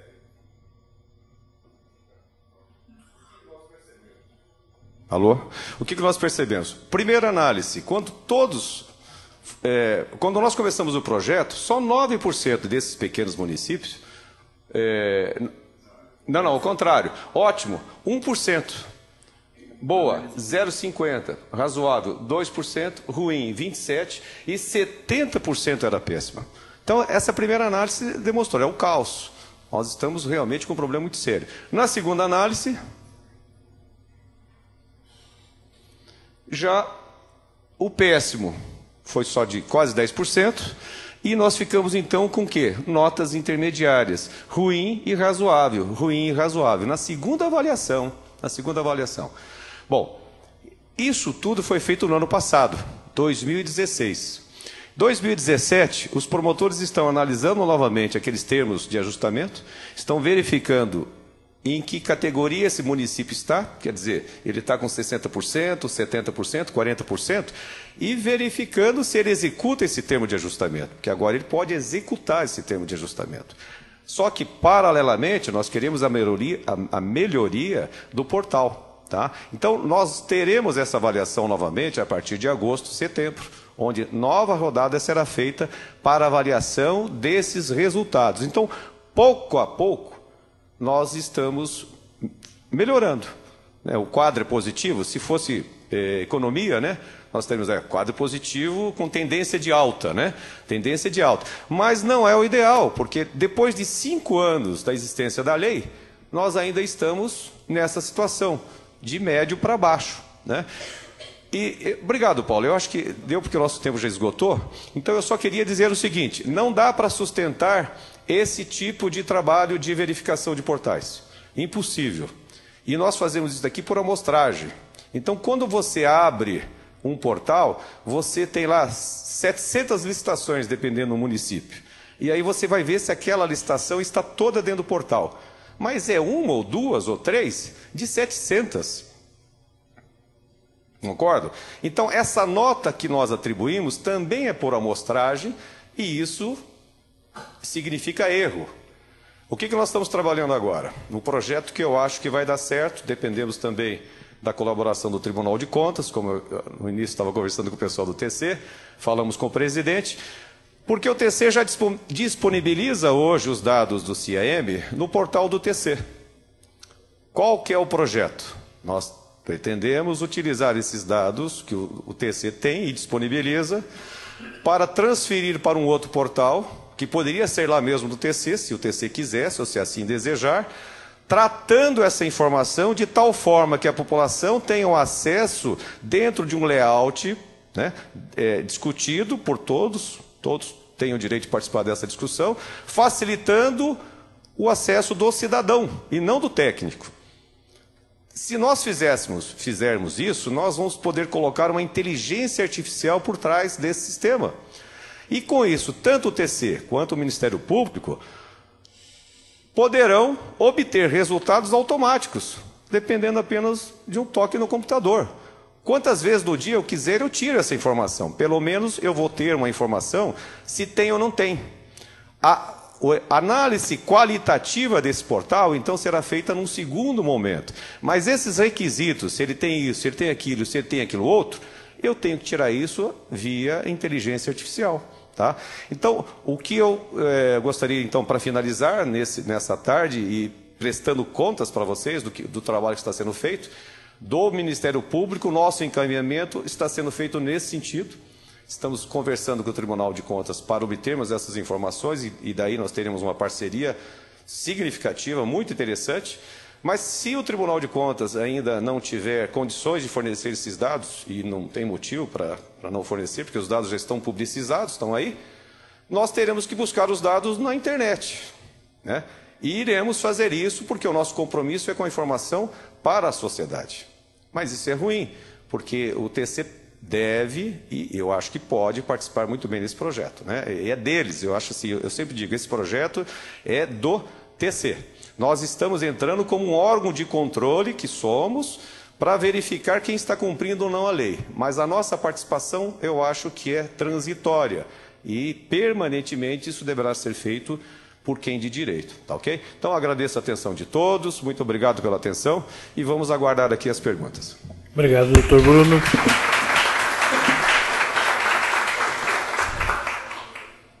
Como última etapa do nosso evento, ficam abertas as perguntas da população.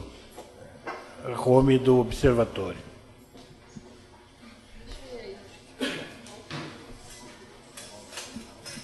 Obrigada, Carla. Boa tarde. Boa tarde. Boa tarde a todos. Eu não poderia me furtar de fazer algumas colocações por conta de todo o trabalho, né, que os observatórios realizam. Para quem não conhece o Observatório do Brasil é a organização que articula e coordena 120 cidades hoje no Brasil, 33 no Paraná, que fazem um trabalho de monitoramento dos gastos públicos municipais com um único objetivo, trabalhar pela eficiência na gestão pública, né? Então, assim, é muito rico todo esse cabedal de informações que a gente teve hoje e a gente precisa repensar algumas coisas, né? É uma proposta do Observatório do Brasil em nível nacional, nós já levamos isso para a ENCLA, que é a Estratégia Nacional de Combate à Corrupção e Lavagem de Dinheiro, que é fazer uma unificação das avaliações de portais de transparência, né? Porque cada órgão que faz, cada órgão de controle que faz e cada entidade de controle social que faz a análise dos portais de transparência, olha de um ponto de vista. E daí nós soltamos rankings nacionais em que cada município, cada órgão está numa posição diferente, né? Conforme o olhar que eu tenho, eu dou uma nota. E essa nota pode ser boa ou ruim, e o prefeito, o gestor daquele órgão vai publicar aquela nota onde ele ficou melhor, né? Aquele ranking onde ele ficou melhor. E a gente cria dúvida na população sobre qual ranking está correto, né? E se realmente o portal de transparência do seu município está atendendo ou não está atendendo, né? Então, essa é uma das questões, a gente unificar esses rankings. Acho que cada um deve continuar olhando do seu ponto de vista, mas quando a gente for publicar um ranking, a gente fazer uma publicação única, né? Balizando, né, essas notas. Essa é uma questão. A outra questão é, temos as informações, temos os rankings, temos acesso à informação, está muito melhor do que era há 5 anos, sem dúvida, mas a gente ainda tem municípios que respondem para os observatórios, assim, para o observatório eu não vou dar informação nenhuma. A gente ainda tem isso, aqui no Paraná. Não é lá no interior do Nordeste, nem do Norte. Aqui no Paraná, a gente tem prefeitos dizendo para o controle social, para o cidadão, e eu não vou dar informação nenhuma, eu dou se eu quiser. Né? Então, a gente tem muito chão pela frente, né? A gente tem muito caminho. E aí, não bastam só os órgãos oficiais de controle, precisa de nós, cidadãos, que estamos todo dia no município, a gente acompanhar, a gente saber olhar esses dados, a gente aprender sobre isso. Então, o papel dos universitários é grandioso nisso, porque vocês têm o privilégio de ter informações qualificadas, né, dentro das suas universidades e que podem facilitar, levar esses dados, essas informações de maneira facilitada para a população. A gente tem conselhos municipais, gestores de políticas públicas, não sei se tem algum conselheiro aqui hoje, que está no Conselho Municipal da Alimentação Escolar, ou da Saúde, ou da Assistência Social, que está votando recursos, que está avalizando o uso do recurso público no seu município, e não sabe usar um portal de transparência, né? Ou não sabe chegar às informações do portal de transparência. Então, os universitários têm um papel muito importante. E a gente está aqui com uma assistente social que está trabalhando agora no Observatório de Curitiba, numa parceria com a Unicesumar. Então, é mais uma universidade que vem se somar a esse esforço para a gente fazer um trabalho com os conselhos municipais, gestores de políticas públicas. Porque a população precisa estar de olho sempre, a todos os dias. Não adianta a gente jogar isso para os órgãos de controle. Esse é papel do Ministério Público, é papel do Tribunal de Contas, da CGU, da CGE. Isso é nosso papel enquanto cidadão, porque o dinheiro que está sendo gasto é nosso, né, do nosso imposto. Então, nós precisamos agir. Eu fiquei muito assustada quando o Gerson mostrou um portal de transparência do Estado, que seja nota 9.16 ou 10, está ótimo, só que só teve 1.200 solicitações de informações, né, numa população de 10 milhões. Mas eu lhe respondo já, aproveitando. Já melhorou. É que o nosso portal é tão completo que a população não está utilizando do acesso à informação. Então, isso quer dizer o quê? Que não está chegando para a população essa informação. Não, que o porque nosso elas povo estão não tá disponíveis sabendo no portal. Sim, mas a nossa população não está educada para usar o portal, para usar essas informações, né? Então, aqui vem mais uma questão que as universidades podem nos ajudar, que os outros órgãos podem nos ajudar. O TC está com a Escola de Gestão Pública se preparando para fazer um curso para os conselheiros municipais, para que essa educação para a cidadania chegue à nossa população. Porque, senão, a gente faz um esforço gigantesco de ter as informações nos portais, mas a população não usa, porque não sabe que está lá e não sabe como usar. Então, isso tudo a gente precisa trazer mais à tona e levar mais para a população, né? Fazer chegar aos cidadãos lá no bairro. E, para encerrar minha fala, queria aproveitar a oportunidade que o secretário Carlos Eduardo está aqui para reiterar aquela nossa proposta apresentada na Consocial e apresentada novamente para o governador Beto Richa, e que ele assentiu, de criarmos o Conselho Estadual de Transparência. Vai ser o primeiro estado no Brasil a ter seu Conselho Estadual de Transparência e Controle Social, né? Então, a gente reitorou o pedido, fez novo ofício, para que essa proposta realmente seja efetivada, né? Então, também está fazendo 5 anos da Consocial, quando se apresentou esse pedido, e a gente está reiterando para que realmente a gente implemente este conselho, porque vai facilitar também aos municípios a ter seus conselhos municipais de transparência e controle social. E isso vai ajudar em todo esse trabalho que a gente discutiu aqui hoje, né? Fazer chegar na ponta, fazer chegar na dona de casa, no trabalhador, no bairro, né, no estudante, todas essas informações públicas. Era isso, obrigada.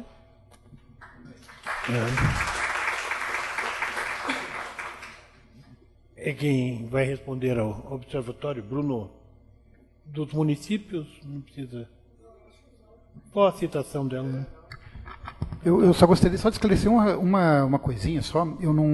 Que quando você falou de ranking, a gente não avalia os portais, tá? A gente só avalia a transparência passiva. Então, manda pergunta, recebe pergunta. O portal, a única coisa que a CGU olha e não influencia na nota é se o portal existe e se ele está online. Então, existem casos, por exemplo, raros, mas até eu peguei um pessoalmente, de um município que não tem um portal, mas na página dele ele tem um SIC, um Sistema de Informações, e esse município ganhou alguma nota na transparência passiva, porque a gente conseguiu chegar até o ponto de fazer a resposta. Eu não lembro se a resposta voltou, mas com certeza ele ia ganhar 0 na avaliação, porque ele não tinha portal de transparência mesmo, quer dizer, a transparência ativa dele é um caso bem raro, mas existe, né? A CGU ela só se concentra na transparência passiva mesmo, na transparência ativa. Quando a gente chegou quando a gente começou a lidar com transparência, na verdade, já existiam outros órgãos mexendo com isso, então a gente acabou não se envolvendo. Então, com relação a portais, assim, não é a nossa especialidade mesmo. Obrigado. Mais algum questionamento? Então, agradeço a presença de todos, muito obrigado, tá? E nas próximas oportunidades gostaríamos de contar com a presença de vocês. Muito obrigado.